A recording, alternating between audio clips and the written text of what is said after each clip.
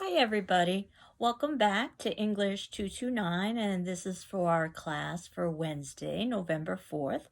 And just a couple of odds and ends. I wanted to remind you that our next class that would be scheduled for Monday, the 9th of November, is canceled because it is Veterans Day, so there are no classes during that day. So what we will do is be meeting up again the following Wednesday. And where we left off is talking about book one for Dracula, or what I've been calling book one for Dracula, the first four chapters that establish that sense of Gothic atmosphere and that give us the story of Dracula. In fact, some of you had indicated during the attendance question that you thought it was a little long-winded, and in fact, it was even longer because there was an introductory section that was deleted because of length. And that section is called Dracula's Guest, and I'll be including a link to that in the notes in the event that you wanted to read it. Not that you have to read it, because it can stand alone as an independent short story.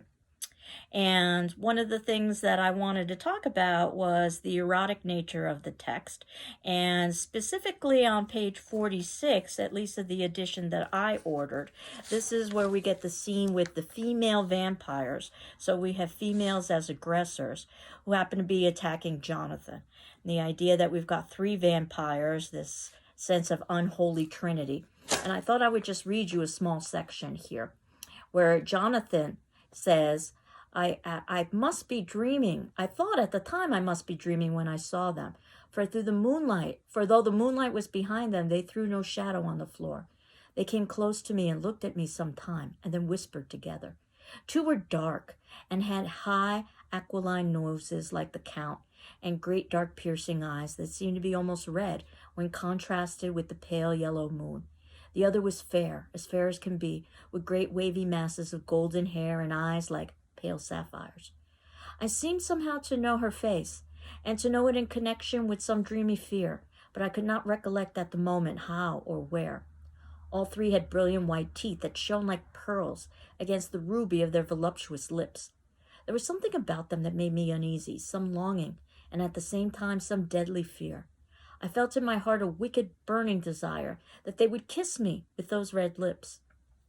And then he continues on, and he says that the vampire is speaking, he is young and strong. There are kisses for all of us. I lay quiet, looking out under my eyelashes in an agony of delightful anticipation. The fair girl advanced and bent over me till I could feel the movement of her breath upon me. Sweet it was in one sense, honey sweet, and sent the same tingling through the nerves as her voice, but with a bitter underlying the sweet, a bitter offensiveness as one smells in blood. I was afraid to raise my eyelids, but looked down and saw perfectly under the lashes. The girl went on her knees and bent over me, simply gloating. There was a deliberate voluptuousness which was both thrilling and repulsive. And as she arched her neck, she actually licked her lips like an animal, till I could see in the moonlight the moisture shining on the scarlet lips and on the red tongue as it lapped the white sharp teeth. Lower and lower went her head as the lips went below the range of my mouth and chin and seemed about to fasten on my throat. Then she paused, and I could hear the churning sound of her tongue as it licked her teeth and lips, and feel the hot breath on my neck. The skin of my throat began to tingle as one's flesh does when the hand that is to tickle it approaches it nearer, nearer.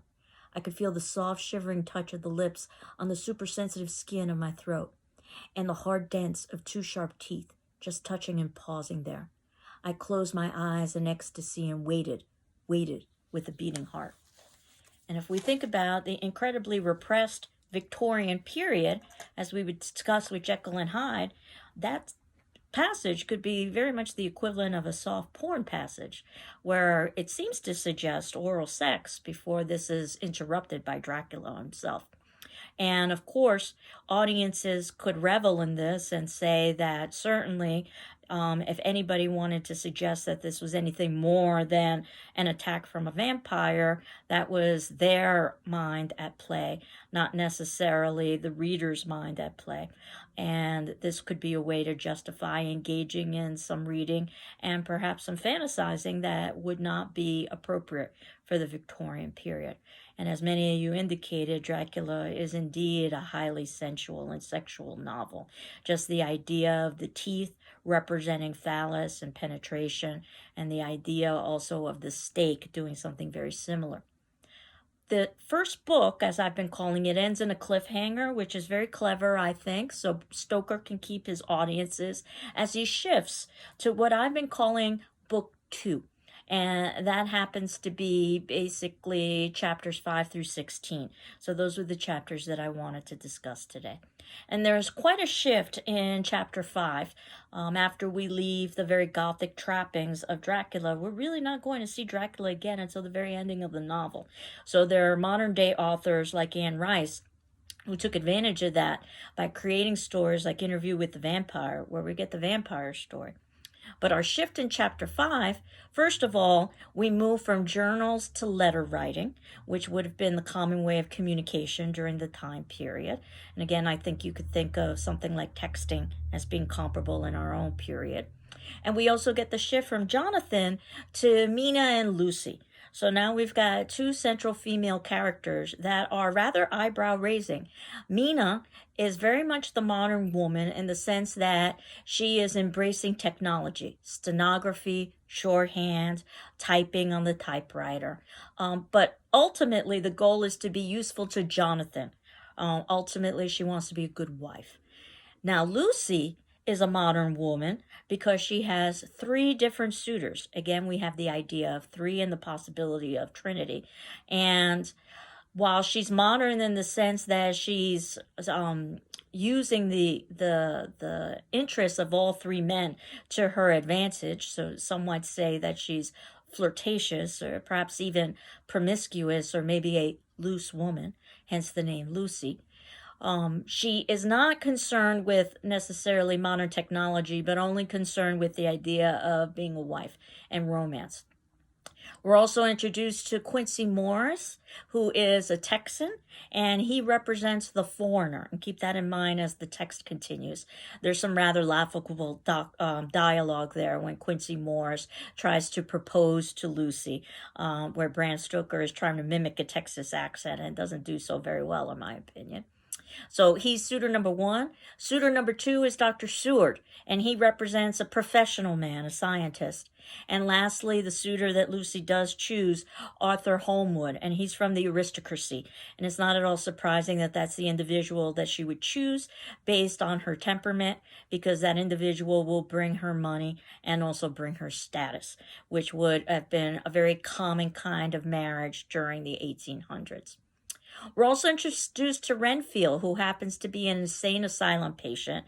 Notice how in the 1931 film they took some liberties and they kind of collapsed the character of Jonathan Renfield together at the beginning of the movie. And one of the things that I've always enjoyed about Dracula are some of the puns. I don't know if you've noticed, but the pun count appears multiple times. For instance, in chapter 5, there's one line that says, "You can count on me." When we get to chapter 6, we find out a little bit more about Lucy, who has been spending her time at the grave of a suicide. Now, a suicide would be considered the ultimate sin. The grave of a suicide would be unhallowed ground. This perhaps is a little bit of foreshadowing as to why she becomes one of Dracula's first victims. And also, we learn a little bit more about Renfield, who is consuming insects at this point. In other words, he's a Dracula Jr., if you want to think about it that way. Dracula is consuming the life of other individuals for his own vitality. And Renfield is also consuming lives, but not of peers, but of insects, of lower level life forms, perhaps suggesting that he too is of a lower level at this point. He also helps to give us what Stephen King calls the gross out factor. We move to chapter 7, and this is where we get the tale told through scrapbooks, which would have been a very common hobby during the Victorian time, particularly for the affluent, who would have had a good amount of leisure on their times. Notice that the main characters in Dracula are rather privileged and also have an incredible amount of time, so they can just basically chase after a vampire as the novel progresses. I don't know how many working individuals would be able to do something comparable. And of course, Arthur is able to fund much of their expedition, as we see when the novel progresses. But through that scrapbooking, we learn about the ship Demeter, which is very similar to Demented, and its arrival with obviously Dracula. One of my favorite scenes, I've always thought it was rather eerie, the image of the ship captain with his hands tied to the wheel with a rosary. And I've always thought that to be rather chilling. And then when we get to chapter 8, there's some references to women and their appetites. And at this point, there's conversation about how everyone would be shocked at how hungry Mina and Mina and Lucy were, that they had this never-ending appetite. And I had talked about last class the idea of appetite sort of illustrating what's happening with Dracula as well, not just this never-ending appetite for blood, but the appetite for everlasting life, which of course defies the natural order. And we saw that with someone like Victor Frankenstein as well. And also a rather shocking commentary that basically women should be able to see their mates asleep before engagement, and their mates should be able to see them asleep before engagement, which is suggestive of a possible sexual relationship before marriage. Again, rather unusual for the Victorian period. With another pun, when we're told, you don't count now. Get the pun of count.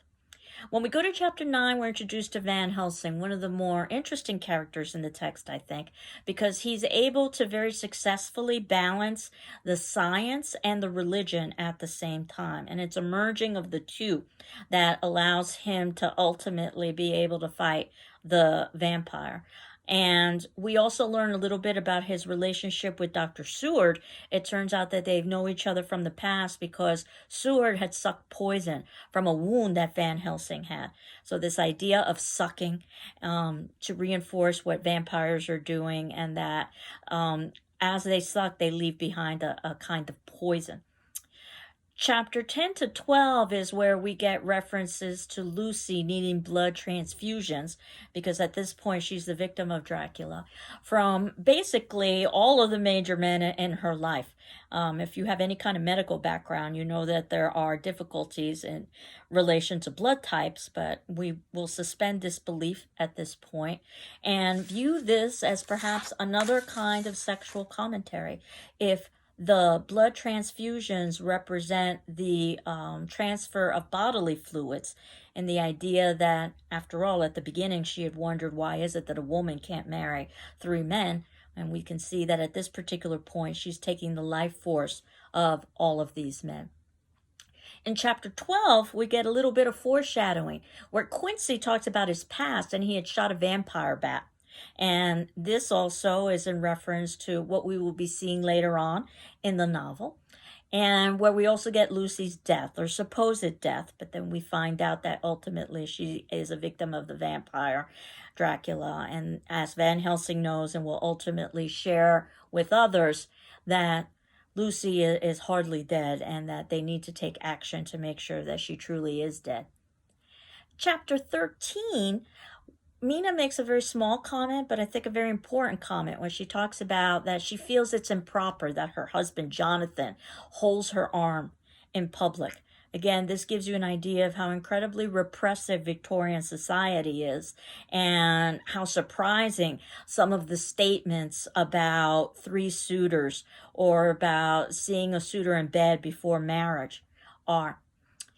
And also in chapter 13, Seward says something to the effect that if America keeps breeding men like Quincy, it will be a world power.